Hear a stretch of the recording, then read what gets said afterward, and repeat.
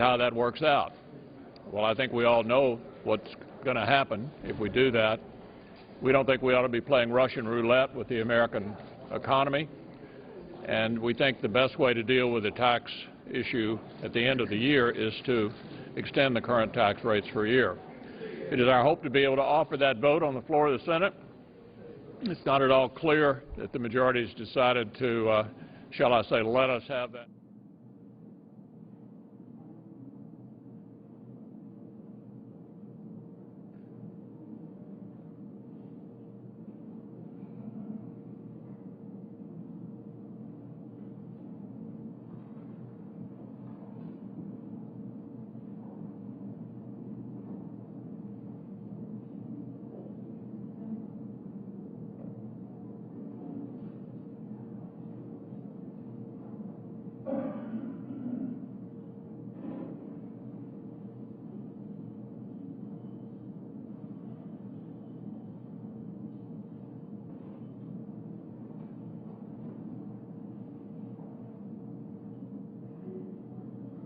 $1 million per spouse, and the rate would be 45 or 35%. I've focused on what the Democrat proposal is on the estate tax, and it's interesting that they've decided to not extend what we have in current law with respect to the estate tax. Instead, they would allow it to revert to the way that it was before the so-called Bush tax cuts, where you had only $1 million of exempted estate and a 55% rate. Now think of that if you're a small business person or a farmer and you only have $1 million exempted, you're literally going to have to sell all or at least part of your small business or farm in order to pay the estate tax. Their proposal would end up as a $31 billion tax increase on small businesses, ranchers, farms, and so on. Under their proposal, and this is according to the Joint Tax Committee, at least 12 times more estates would be subject to the estate tax than is the case today. At least 20 times more farming estates would be subject to the estate tax, and at least 9 times more small businesses would be subject to the estate tax than is the case today.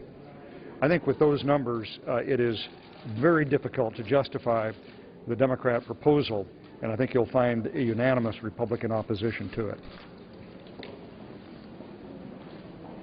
What the Democrat small business tax hike does is it raises taxes on 1 million small businesses who employ 25% of the American workforce.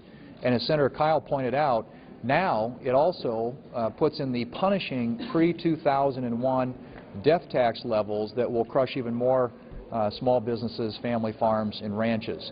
And you have to ask yourself why. Why? Can anybody come up with a single reason why you would raise taxes right now in the middle of this economy? I can't think of a reason. The President, evidently, as being reported, said at a fundraiser last night that we tried our plan and it is working. Well, can you tell me, if the American people are looking at this equation today, if 41 consecutive months of unemployment above 8% is working, or 23 million Americans who are either unemployed or underemployed is working? I think the American people would say no to that. What we would need to see is a president and a Democrat leadership here in the United States Senate that wants to work with us on policies that will create economic growth, get Americans back to work, and raising taxes is not the way to do that. And as I said before, it's not just the taxes that are going to apply to small businesses on January 1, but now you're hitting a lot of family farms and ranches. 20 times the number of family farms and ranches would be subject to the death tax under the Democrat proposal than are subject to it under current law today. That, to me, is a very, very bad direction in which to lead this country, but it seems to be the plan that the President seems to think is working. We don't think it's working, and neither do the American people. At the end of medical school, all new doctors take something called the Hippocratic Oath, which in essence says, do no harm. That's exactly what the chairman of the Federal Reserve said in testimony on Capitol Hill last week. He said, do no harm. It's what the Republican leader said on the Senate floor today, do no harm. And yet the policies that Harry Reid is going to bring to the floor for a vote is going to do significant harm to the American public, to the American economy. And it seems, listening to Howard Dean and listening to Patty Murray, they are absolutely willing and looking forward to taking America over the cliff and putting us into another recession, and it is because of the policies that they're promoting. I am completely against that. You can't be for jobs and against the very people who create the jobs. 2 years ago, 40 Democrats voted to keep the tax rates at the same rate that they had been at, as to not raise taxes on anyone in economic times like these, but yet that is the very policy that Harry Reid is bringing to the floor of the Senate, and I think we should reject it. Thank you. You know, when I saw this proposal yesterday, I asked my staff to just look at some Missouri numbers. There are 100,000 farms in Missouri. It's the second highest number of farms of any state in the country, so it's not the second biggest state in the country, so they must all be relative. Some of them are relatively small farms, but they're family farms, working farms, 100,000 of them. The average farmer in the country now is 57 years old, and most of these farms just can't be passed along. You can easily have $500,000 in farm equipment. I was on the ag tour I did for years when I was in the Congress. I remember being at one farm, and this is Mark Kimmons' farm at Ozark, Missouri. He inherited that farm when he was 16 from his grandfather 14 years ago, so it was under the old law. He still has 2 more years to pay off the hundreds of thousands of dollars that the IRS levied against the farm. He didn't go to college. He's been on the farm every day. His wife... Senator from Kansas. Mr. President, thank you. I ask that the quorum call be lifted. Without objection, so ordered. Mr. President, I ask to be recognized speaking today about the tax issues that the Senate now faces this week. There is clearly a tremendous need for comprehensive tax reform. Americans worked from January 1st to April 17th this year, 107 days, to earn enough money to pay their share of federal, state, and local taxes.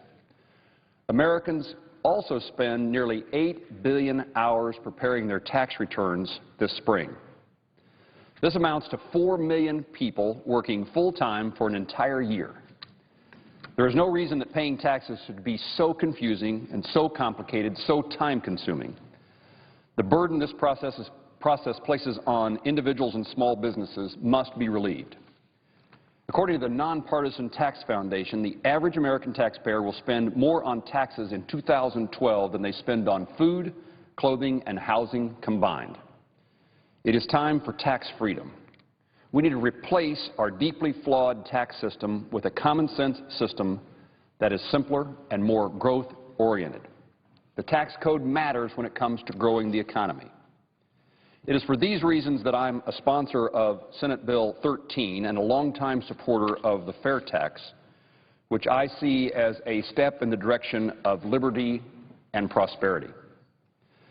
The fair tax eliminates the payroll, estate, and many other taxes to be replaced with a national sales tax levied on purchased goods. Placing all Americans on equal footing, the fair tax allows our businesses to thrive while generating tax revenues estimated to be similar to our current 3 million word long tax code. The process of tax reform has major consequences for every citizen of our country. But it is a process that must be started because the consequences of inaction are too costly. The truth remains that Americans want and need some sort of tax filing relief. The need for common sense reform becomes more obvious each and every tax season. Over the course of the last several years, American taxpayers have become much more attentive to what is and is not happening here in the nation's capital, and they have made their voices clearly heard. They have a message that Congress should be willing to listen to, and that message is simplify the tax code. In doing so, we will create an opportunity for economic growth and new prosperity while increasing personal freedom and liberty. By reforming this broken process, this tax code we have today, Americans will once again be more in charge of their lives and their money. This coming January, as we know, our nation faces a fiscal cliff. On top of the tax increases included in President Obama's health care law, If the Bush tax cuts are allowed to expire, a tax increase of $494 billion will strike the economy.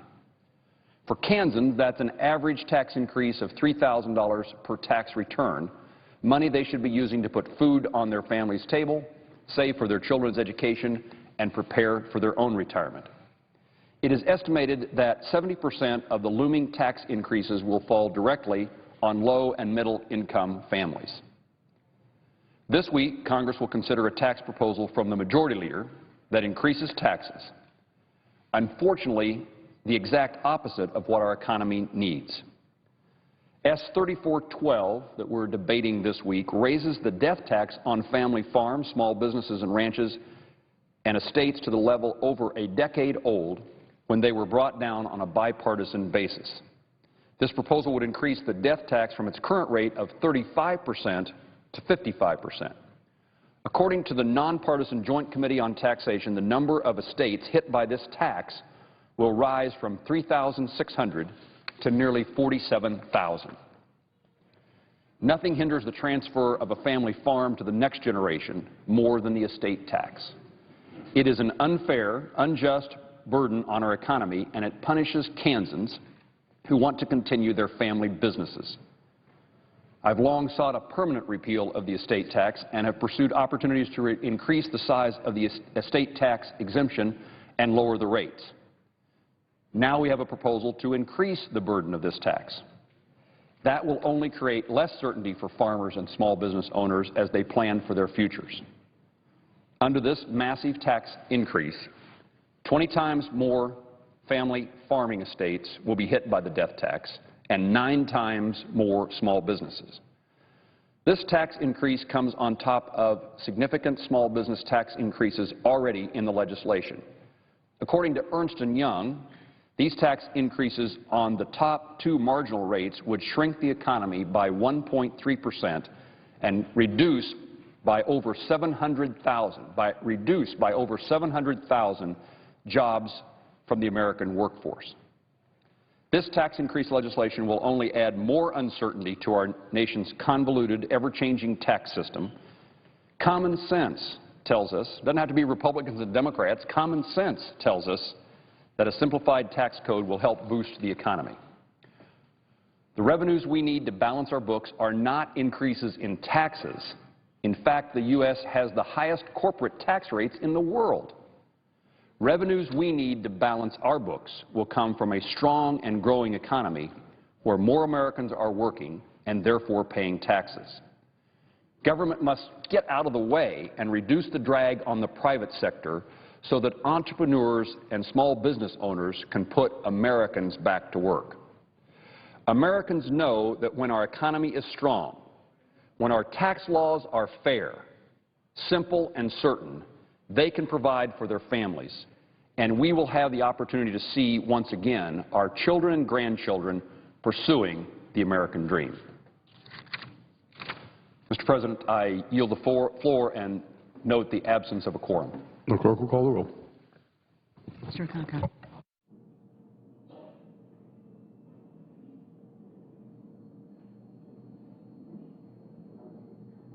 Attention, I was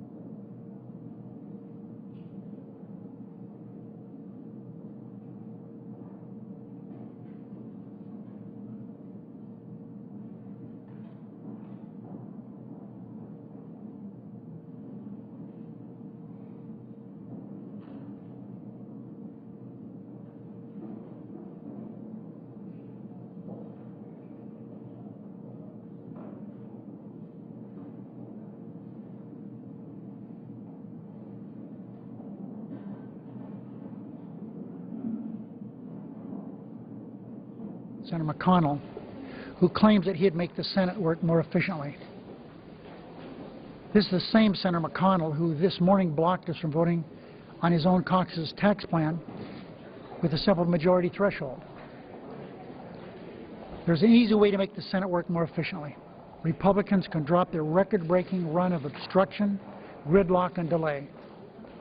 Since 2007, Senate Republicans have mounted 84 filibusters against legislation that received more than 50 votes. Each one of those took a week or so to get to where we were. As far as I can tell, Republicans have no plans to change their way of doing business. Senator McConnell decided that his single most important goal was defeating President Obama, no matter how much the middle class had to suffer. And last week he delivered an impassioned defense of the status quo on the Senate floor. So despite his rhetoric, Republicans' message to America is very clear. If you like the status quo of gridlock, obstruction, and delay, vote Republican. It shouldn't take a week to simply begin debating a bill. I repeat, begin debating a bill. And the minority should not be able to filibuster a bill without even debating it. The Senate is meant to be a place where senators of both parties debate important policy matters on the Senate floor. But in the last 2 weeks alone, as an example, Republicans killed 2 bills that would have helped the middle class, a small business tax cut, a bill to end tax breaks for companies to ship jobs overseas. Republicans blocked these bills without even bothering to explain why they disagreed with the policy. That's why you see these endless quorum calls out here. Rather than debate important policy measures, we spend far too much time standing around looking at each other, simply waiting for the clock to run out on another filibuster. That's exactly what we're doing again today. Instead of voting on the Republican Democratic tax plans, we're sitting here and we're running out the clock because they have forced us to do so. Americans across the country agree that we need to change the way Congress works. I repeat, if you want more of the status quo, Republicans are all too happy to offer more of the same. So there. On the fiscal cliff and the lame duck in January 2nd and all the rest of it, last week into this week we heard Republicans complaining about Senator Murray and you, the Democrats, sort of holding the country hostage to an economic catastrophe and taxes go up because you do have the leverage. Aren't you doing the exact same thing now that you blasted the Republicans for in the debt limit fight, sort of backing the country up against a potential calamity because you had the leverage to do it? Isn't that what they did before and what you're doing now? I don't like to criticize your logic, but the answer is no. Why? Well, you should answer your own question. I mean, we are here trying to get things done. We're being stopped every step of the way. We're not holding anything up. Yes.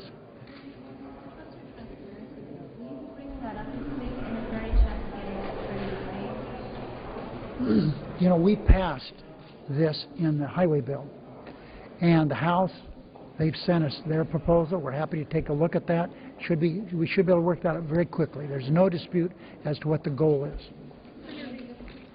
Sure, maybe this week, next week. I just don't know where the House bill is yet. I know where ours is. Senator Reid, on the Colorado shooting, we had some Democrats upstairs a few minutes ago talking about the need for gun control, and I'm wondering what, if anything, you wanted to bring up this year to limit access or any other kind of limits. Well, first of all, let's see what is brought up. I don't know what you said Democrats? I don't know what they had to say. But I do know that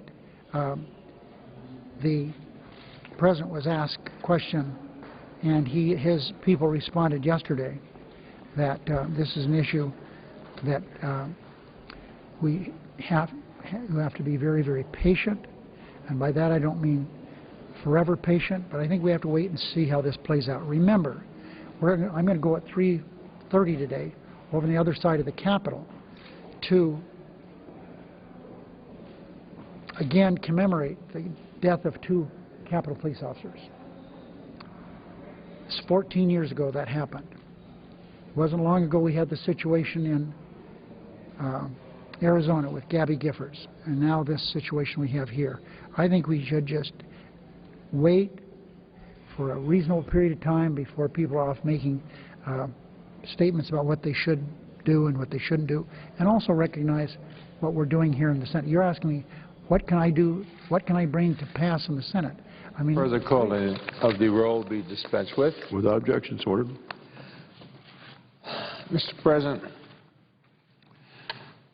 it's a terrible time in our country. The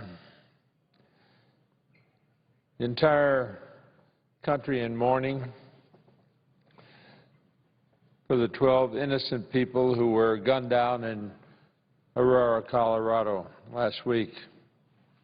And our thoughts and our prayers are with dozens more still recovering from their wounds, mourning with people we never knew, not familiar names, but we've seen pictures of grief-stricken parents, friends, neighbors, and our hearts break with them. And we wish we could reach across the country and offer them some comfort. While we mourn, we know that our mourning alone will not be there to prevent a future tragedy unless we do something. We in Congress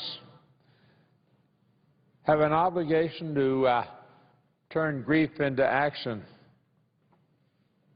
as we have often done when faced with tragedy. So I come to the floor today to ask a question. When will we wake up? How many of our sons and daughters have to die before we go to work? It's time to sound the alarm on gun violence in our country. It's time for us to gather to talk about common sense solutions, and I'm talking about all of us, all 100. Should not matter which side of the aisle you're on. All of us who serve here have someone that we love, someone that we know, someone that we're in contact with, whether it's our child or our sister, or our brother, or our father and mother. The lives of our loved ones depend on us, and we should not let them down. Right now, our nation's lax gun laws make it far too easy for murderers to commit incomprehensible acts of violence and terror. Mr. President, very early last Friday morning, we witnessed a massacre. And it's gotten such that something we know far too well, that a tragedy, even with less deaths, with less wounded, with less hurt, is a tragedy of enormous proportion when something like this happens in this great country of ours. There's so much to live for, so much to enjoy. But here, innocent people. This guy arrived at a movie theater in Aurora, Colorado, had an assault rifle with a 100-round magazine, a shotgun, and 2 handguns. He unleashed a barrage of bullets, murdering 12 innocent people and injuring 58 more in a matter of minutes. Right then, the theater had a total population of 200 people in the theater, and 70 of them were wounded or killed in a matter of minutes.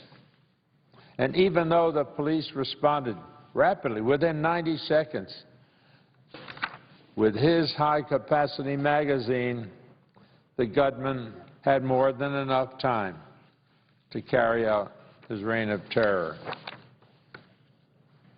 Among those who lost their lives were parents, mothers, fathers, servicemen, and a veteran, a recent high school graduate, a college student, a 6-year-old girl named Veronica Moser Sullivan.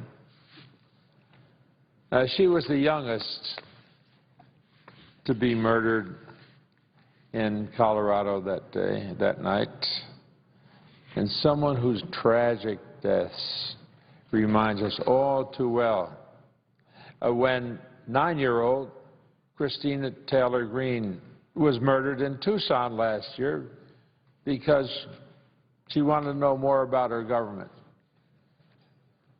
She was part of a group there that created Representative Gifford. The victims of these horrible tragedies and their families deserve more than words of solidarity and mourning. They deserve our attention, our action. What do we do to prevent these tragedies in the future will be the real test of character of this body. The best way to prove that we're really concerned is to take the action necessary to protect young lives, because on that score now, we lose. I've been in the Senate a long time, and I've seen too many Americans murdered by guns, too many lives cut short because of the easy availability of guns. And too many times, Congress has sat back, cowered before the gun lobby, and done nothing to prevent these things from happening in the future.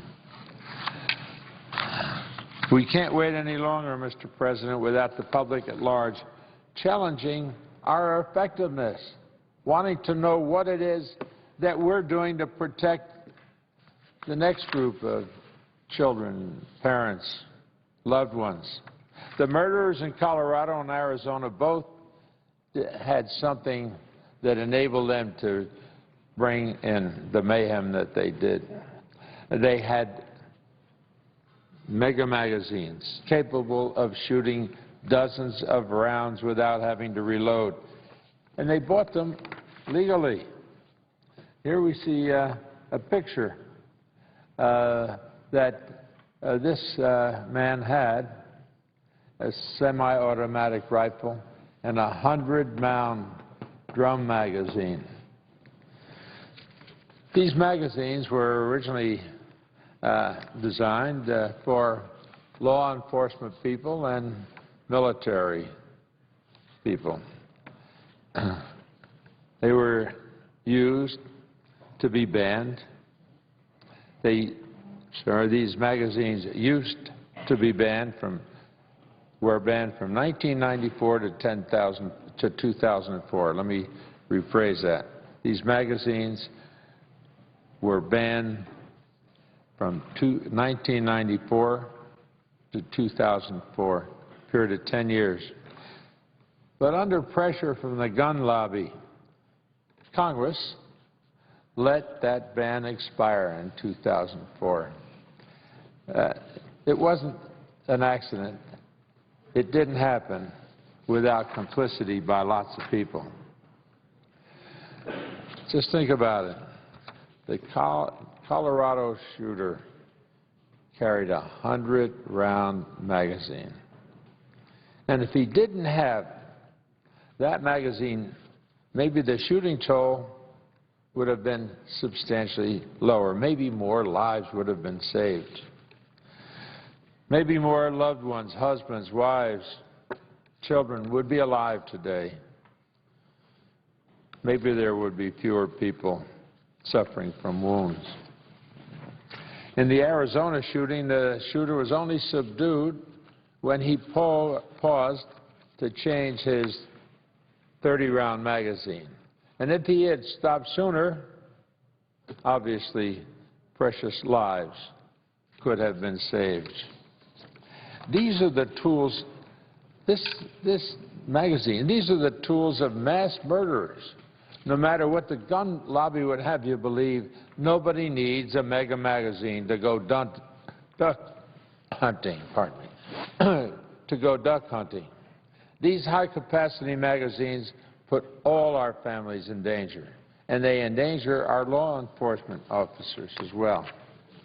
We send them into the line of fire to defend us against mass murderers like the Colorado shooter, who legally bought 6,000 bullets in a gun magazine that holds 100 bullets over the Internet. The safety of our families is too important to let this continue. There are too many bullets, too many deaths, too many funerals, but not enough people are saying, stop it, do your job, protect my family, protect my kids, protect my parents. Because here are the facts. Guns have murdered more Americans here at home in recent years than have died on the battlefields of Iraq and Afghanistan. Mind you, more murdered on the grounds of the United States than have died in far-off battlefields. It's shocking. More than 6,500 American soldiers have died in the service of the country in support of the wars in Afghanistan and Iraq. And during the same period, guns here were used to murder about 100,000 people. Americans deserve a Congress that makes the safety of our families a priority. And that's why I urge my colleagues today, help our people. Bring back the ban on high-capacity ammunition magazines, like the one used in Colorado on Friday and the one used in Arizona last year. That was the law, I repeat, from 1994 to 2004. This shouldn't be a partisan issue. Even former Vice President Dick Cheney has suggested that it may be appropriate to reinstate this ban. So it's time to work together, all of us, to ban high-capacity magazines. Do it. Don't do it for me. Do it for your family. Do it for your constituents. Stand up and say, I don't want your family hurt. I don't want your children to fall prey to a gunman. It's time to begin a national conversation once more about taking common-sense measures to prevent gun violence in America. And to those who are fearful about the power of the NRA, understand, we've bested them before and we'll do it again. We beat them in 1996 when an effort that I began to bail the sale of guns to domestic abusers passed. And we've stopped over 200,000 of those people from getting gun permits, 200,000 since that time. A lot of lives could have been saved in there. And we stood up to them again in 1999 when the Senate came together after Columbine and passed legislation to close the gun show loophole. Unfortunately, after passing in the Senate, the House refused to do anything about it. So, if we show resolve and if we stand up with courage, I know we can do the right thing once more. There are no more excuses for inactions. I say to my colleagues, look at your children. Look at the pictures that may be on your mantelpiece. Think about the happy days with your kids. think about the enjoyment that you shared together, and think about what we want to do to be able to continue those lives that we enjoyed so much. The stakes are just too high. We've got to intervene while the memory, unfortunately, is still fresh. Mr. President, I yield the floor. Note the absence of a quorum. Clerk will call the roll. Mr. Acosta.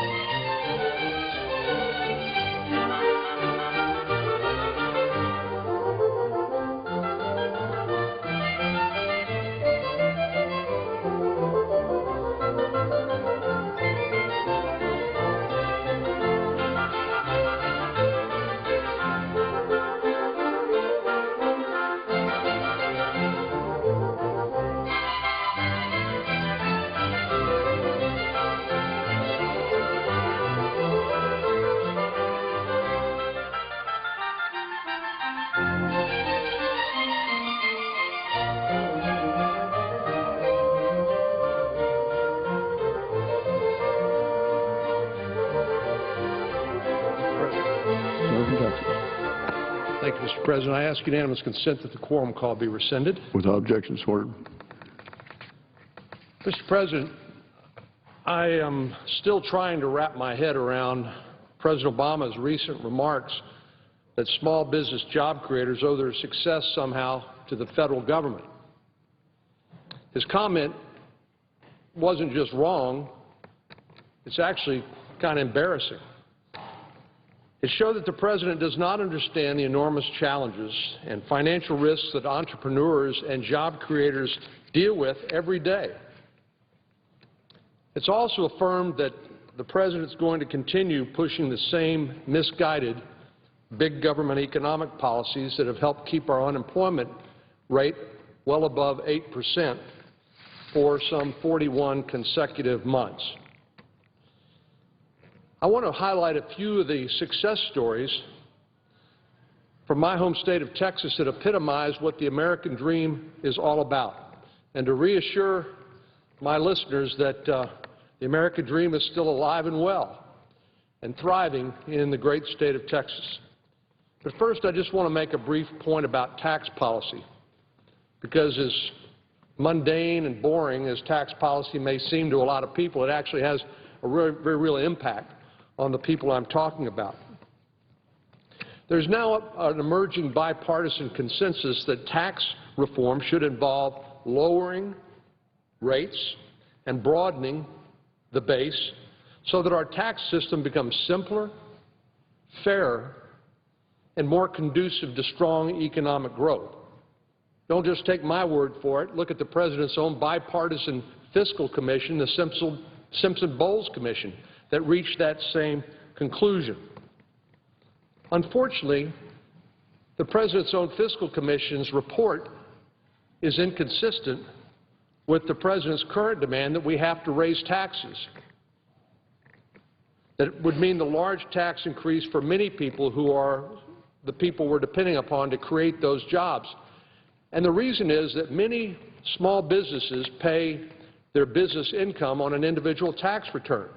They're not a major Forbes 500 corporation, multinational corporation. They're the mom and pop operations that are sole proprietorships, they're partnerships, they're even sometimes subchapter S corporations. That's just a reference to the tax code that means that you don't pay corporate taxes, you pay flow-through business income on your individual tax return. And so many people who are small businesses who may reach that threshold of $250,000 or above are business people paying on an individual tax return. If this is an effort to soak the rich, well, the middle class and small businesses are part of the collateral damage. I'd like to remind the President that Americans will spend about $350 billion this year alone just to comply with the tax code. That means hiring accountants. That means hiring lawyers, just trying to figure out what you owe to the federal government.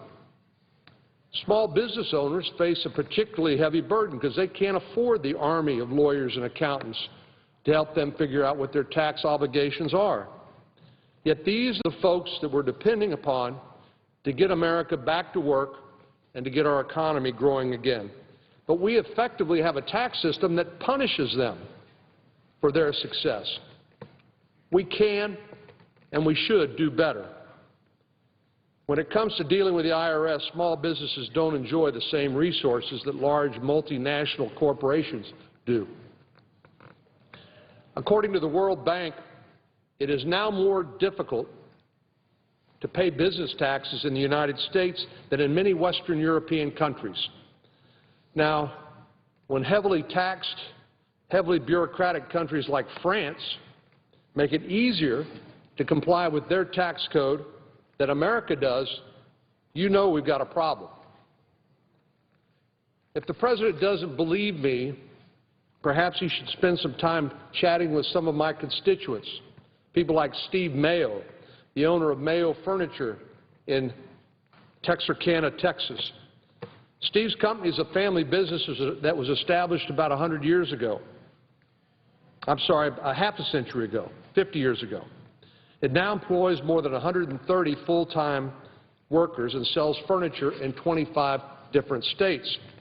When I visited with Steve and his employees last year, they were worried about how in the world they were going to comply with the financial burdens of the new health care law, along with other taxes and regulations, because they told me it would affect their business and their ability to create jobs and to stay competitive. These are the same concerns I've heard from countless constituents, small business owners all across my state. And we're one of the lucky states, Mr. President. We've seen more jobs, about half the jobs in America have been created in my state in the last 5 years or so. We're fortunate because we ask this question when it comes to small businesses that we're depending upon to create those jobs. We ask this very simple question: how can we make it easier for you to create jobs? How can we make it easier for you to start a business? Unfortunately, the message emanating from Washington seems to be, in so many words, how can we make it harder? How can we increase the unpredictability of your investment? Well, after talking to Steve Mayo, maybe President Obama would like to talk to Diane LeBleu. Diane's a breast cancer survivor in Austin, Texas. Diane was creative enough to invent a clothing accessory to help women recovering from a mastectomy. The accessory is known as a pink pocket and is now being used by women around the world from Austin to Australia. The story of pink pockets demonstrates the power of a great idea. Diane identified a problem facing breast cancer survivors, and she came up with a brilliant solution, something that nobody else had thought of before. The remarkable success of her invention is a testament to her creativity and her hard work. Now, the government was not responsible for the success of pink pockets or Mayo furniture.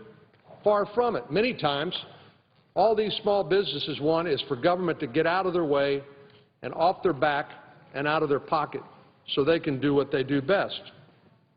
Government was also not responsible for the success of STS Coatings, a construction company based in the San Antonio area.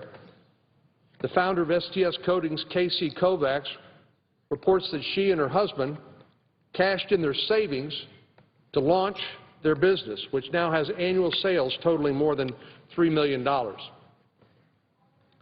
As Ms. Kovacs recently said, we're one of the ones sweating bullets over processing orders and paying our bills, making payroll, not the government. The government did nothing to help me, did nothing to help my business, close quote. You know who else can say that? Another extraordinary Texan named Frank Scantlin, who founded Sunbelt Machine Works in Stafford, Texas, near Houston, some 34 years ago. Now, Frank tells the story that as a child, he was so poor that he sometimes couldn't even afford to buy shoes, and he quit school in the 9th grade in order to support his family. This is a quintessential American success story. Frank persevered and went on to create a business that now has almost 6,000 square feet of workspace and employs 90 people.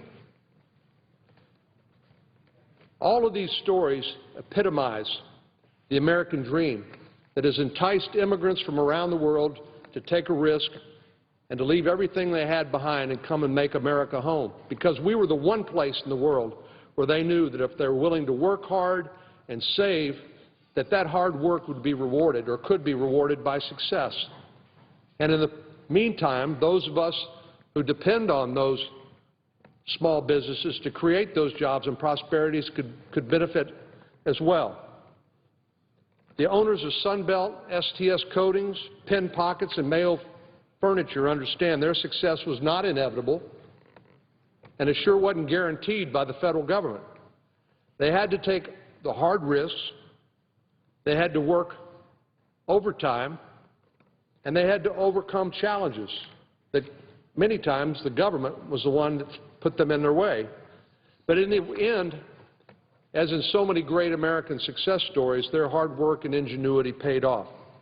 They can, not government, they can declare with confidence that I built this.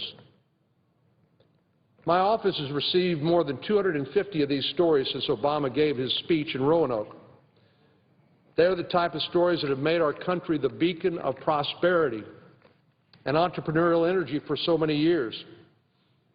As one Texas business owner put it, rugged individualism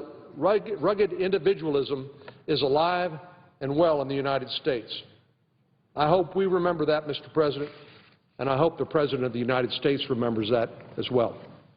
I yield the floor and note the absence of a quorum. Clerk will call the roll. Mr. Akaka.